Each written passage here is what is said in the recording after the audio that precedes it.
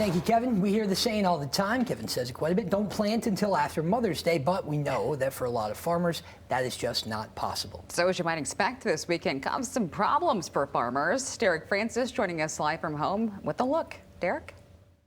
Yeah, Doug and Janice, those temperatures fell well below 30 in parts of our state over the weekend, and the amount of damage done to the Michigan farming industry still being assessed right now. We spoke to a horticultural specialist today. She called the weekend weather very difficult, partly because Southwest Michigan had actually already experienced a couple of freezes late last month.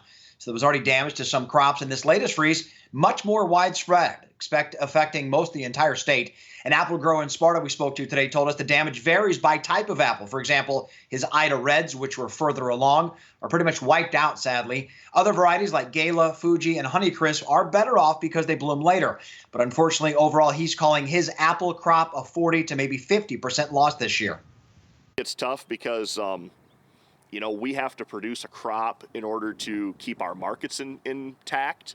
I'm a consumer the same as you or anybody else. People who expect to go to the store and find certain varieties of Michigan apples, well, we can't get them to grow because the weather won't cooperate. So, it makes it challenging sometimes. Hopefully, we will have growers that don't have a total crop loss, but there may be a few that do.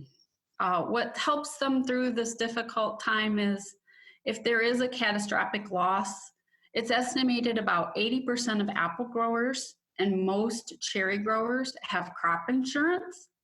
It doesn't totally replace the fruit that was lost, but it does provide a safety net to get them through these difficult times. Percent of apple growers with insurance is actually up quite a bit from about 40% back in 2012 when the temperatures wreaked havoc on many farmers that year. Who can forget that? Speaking of which, coming up at 5 o'clock, we will explain this year's problems and how they're different from those 8 years ago, which could give us some reason for optimism for our farmers. We're live in Jenison. Derek Francis, Fox 17 News. All right, thank you for that, Derek, and we do feel for them. It's been a tough couple of years, in fact. With our weather, you never know what you're going to get. Yeah, it is tough. All right.